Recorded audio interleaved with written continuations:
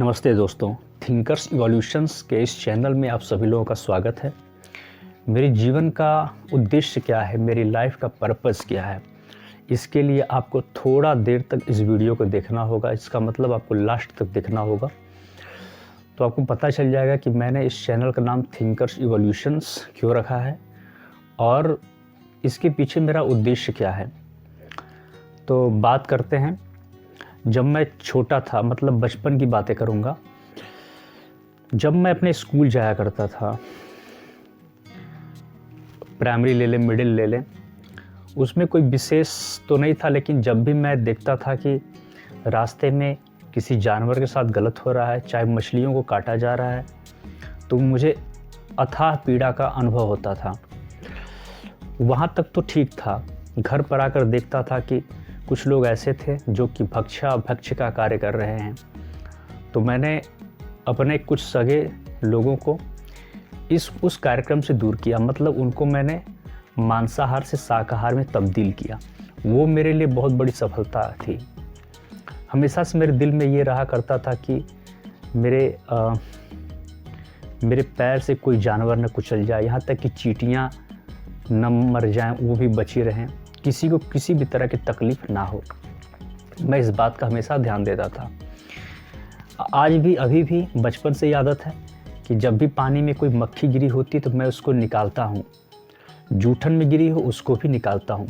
घर पे लोग हमारा मज़ा भी लेते हैं, लेकिन हम लोग वैसा करते हैं। रास्ते में रुक करके भी मैं छोटे मोटे जानवरों की रक्षा करता हूँ। तो वो जो अंदर जो पीड़ा है वो बचपन से है। आज भी वो भाव, वो संवेदना मैं अनुभव करता हूँ प्रत्येक जानवर के लिए, प्रत्येक जीवों के लिए, प्रत्येक पक्षियों के लिए। जब भी मैं देखता हूँ कि कोई पशु पक्षी या जानवर है, उसको रेस्क्यू करने की आवश्यकता है, तो मैं आवश्यक मदद लोगों से लेता हूँ और कभी कभी किसी हेल्पलाइन पे भी मैं फ़ोन करता हूँ। जब मैं इंटर में था तो अपने बगल में मैं अपने इंटरमीडिएट कॉलेज में जाया करता था, तो वहाँ पर कसाई खाने हुआ करते थे। तो वहाँ पर जानवरों को काटा जाता था। वो सब देख करके अथाह, मतलब करुणा का मतलब अथाह, आप क्या बोले उसको, दर्द का एहसास होता था। तो रात को मुझे नींद नहीं आती थी। तो मैंने सोचा कि कैसे इन सब चीज़ों को दूर किया जाए, कैसे लोगों के अंदर भाव लाया जाए। मैं जहाँ भी, जिस भी संस्था में जाता था, तो इन्हीं सब चीज़ों के ऊपर मैं बातें करता था। मुद्दा मेरा ये था कि कैसे ये जो हत्याएं हो रही हैं स्वाद के लिए, कैसे इसको ख़त्म किया जाए कि सभी जानवर स्वच्छंद तरीके से विचरण कर सकें और अपना जीवन जी सकें, उनको किसी भी तरह का तकलीफ़, दर्द ना हो। लेकिन ये संभव नहीं हो पा रहा था। और जब मैं आगे बढ़ा तो मुझे लगा कि सिर्फ मैं इकलौता हूँ क्या कि जो मैं ऐसा सोचता हूँ, तकलीफ़ में हूँ। लेकिन बाद में पता चला कि बहुत सारे लोग हैं जो इस चीज़ के लिए काम कर रहे हैं, लेकिन उसके मुकाबले में उससे कई गुना ज़्यादा ऐसे भी हैं जो कि इसके विपरीत कार्य कर रहे हैं।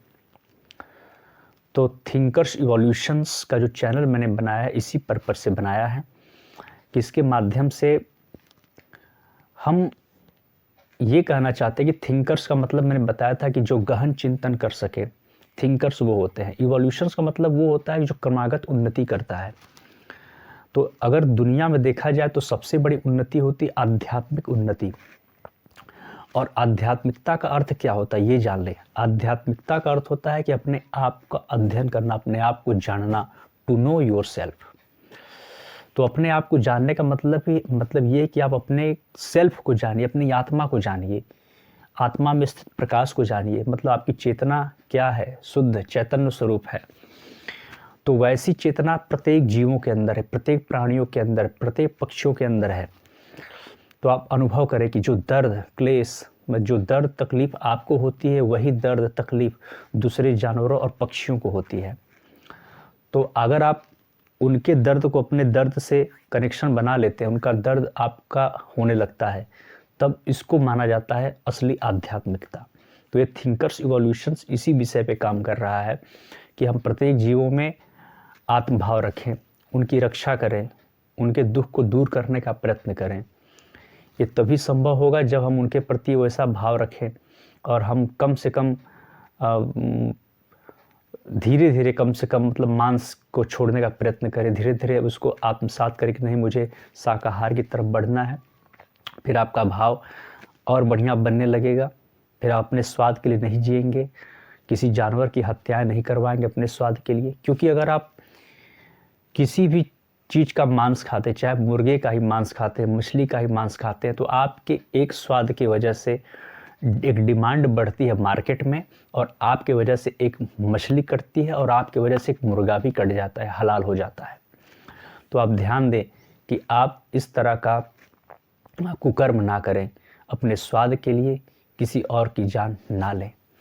बस मैं यही चाहूँगा कि जो लोग इस क्षेत्र में आगे बढ़ना चाहते हैं वो आगे बढ़ें, क्योंकि मेरी जीवन का पर्पज़ यही है। क्योंकि मैं कुछ भी करूं, कहीं से पैसा कमाऊं, कोई भी बिजनेस करूं, चाहे कुछ भी करूं, लेकिन मेरा मेन पर्पज़ यही है कि मैं गौशाला का निर्माण करूं, जिसमें बहुत सारे गायें हों, यहाँ तक कि छोटे छोटे जानवर के लिए शेल्टर हम बना सकें, उनका उचित हम इलाज कर सकें, रेस्क्यू कर सकें जानवरों को, उनकी उचित व्यवस्था वहाँ पर हो, बूढ़ी गायों की रक्षा कर सकें, जो बैल हैं उनकी रक्षा कर सकें, सांड की रक्षा कर सकें, क्योंकि उनको कटने नहीं देना है।